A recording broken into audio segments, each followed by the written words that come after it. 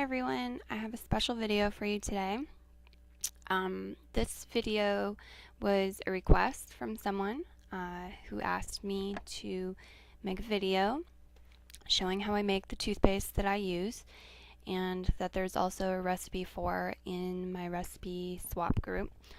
I should leave the link below in the description if I happen to forget.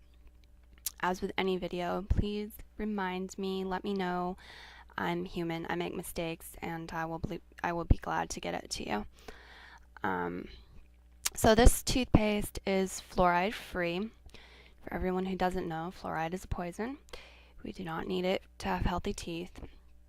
My mouth is doing much better since I switched to this toothpaste. Alright, so this isn't very hard to make. There's a few ingredients, not too many. I have been doing it for quite a while, and I really no longer measure. I do it all by eye.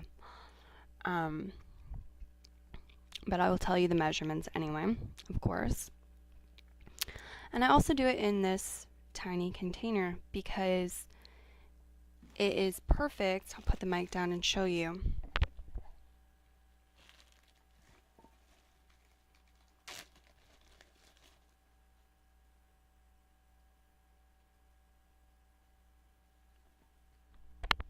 It's the perfect size for scooping it out with your toothbrush. However, it is a small container, and it's challenging when you're first doing it. So today I'm going to make it in this big container.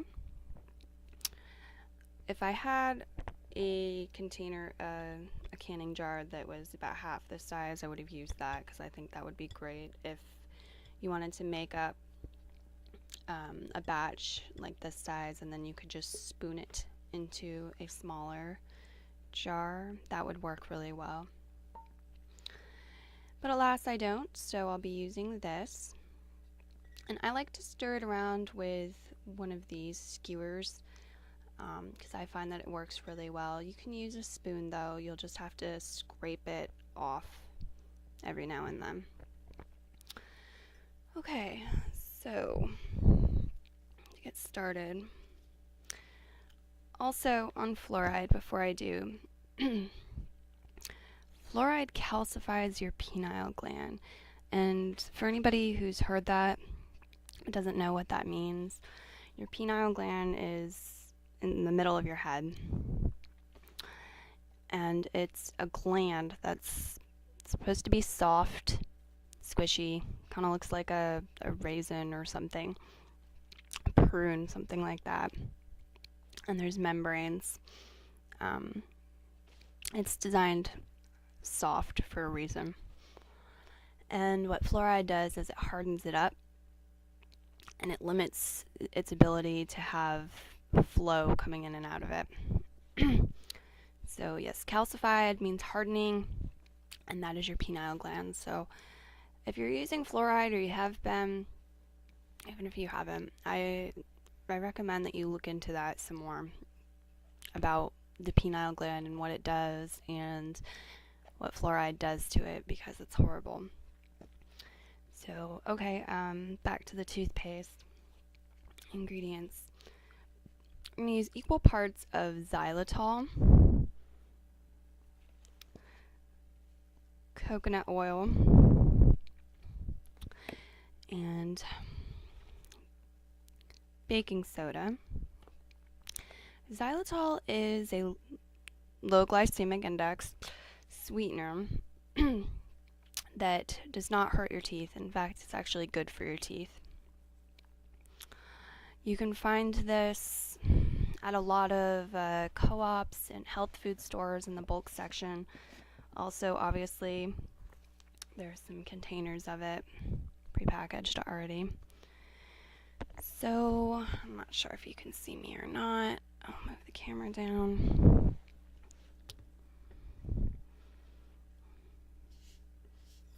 Like I said, I'm eyeballing it, but you can measure it because you want equal parts, basically.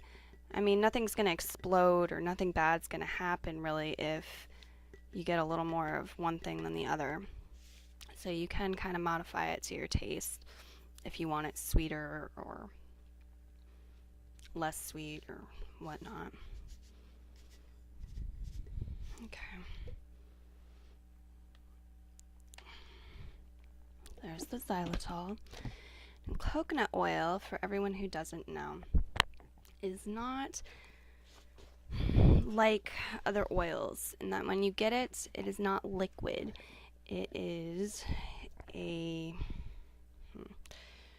Well, it's what's going to make our paste pasty. Okay.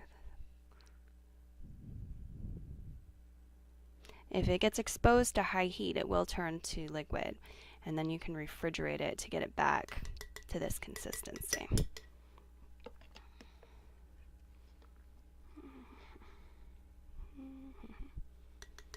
Okay, a couple more spoonfuls of this.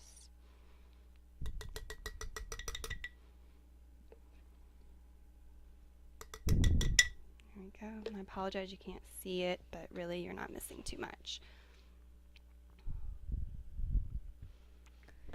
Okay, and then baking soda, which I think most people are probably aware how good baking soda is for your mouth.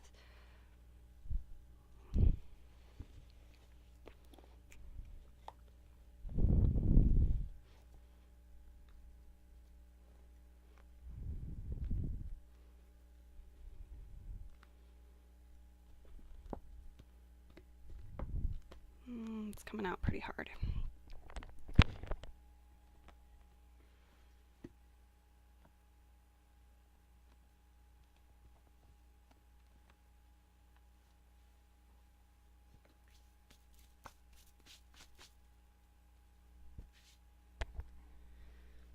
Okay. There are a couple more ingredients. I'm going to stir this up a little bit now just to get it going.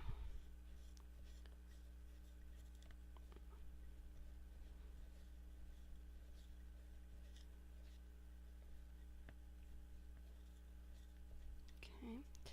So the other ingredients in here that I use are concentrate trace mineral drops. Trace minerals are things that our body uses, but in really small amounts. So, using it in your toothpaste is good because you're absorbing very small amounts of it.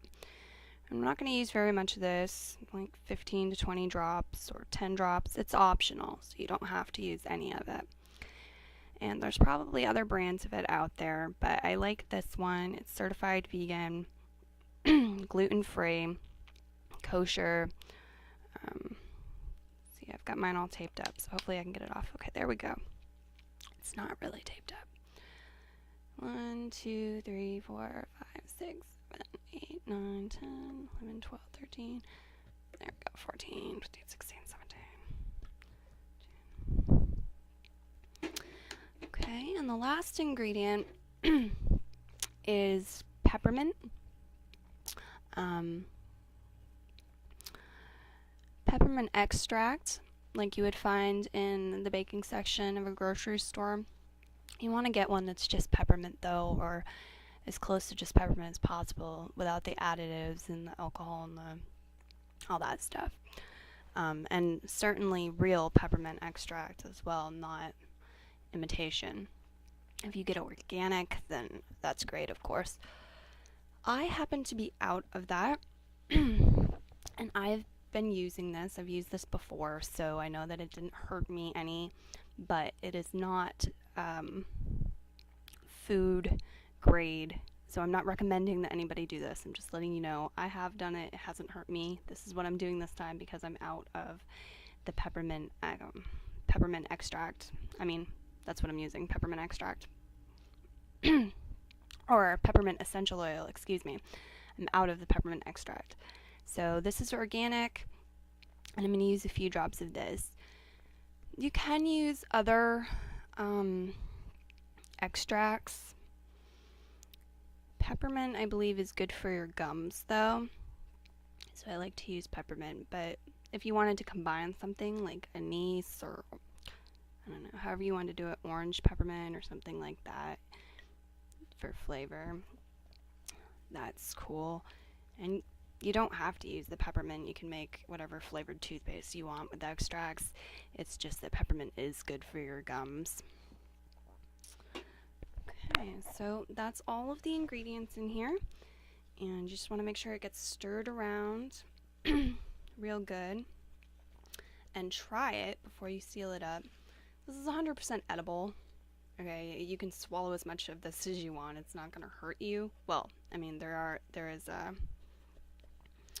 baking soda in there, so maybe consuming large amounts of baking soda all at once isn't good, but it's much safer than the standard toothpaste that you buy, and you can eat a little bit of it. It won't hurt you.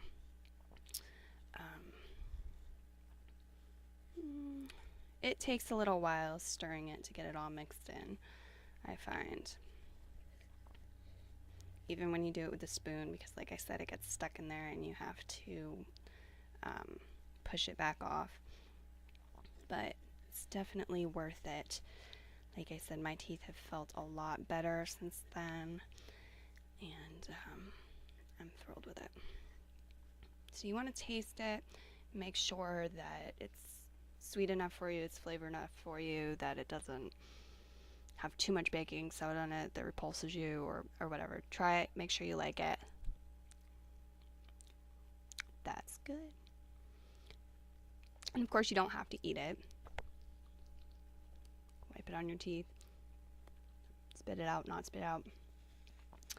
But anyhow, you use this just like regular toothpaste. If it's really hot, you need to refrigerate it. Otherwise, you can leave it out. And my hands are all messy. You want to put a lid on it. That's my toothpaste. Thanks for tuning in. Please share the video.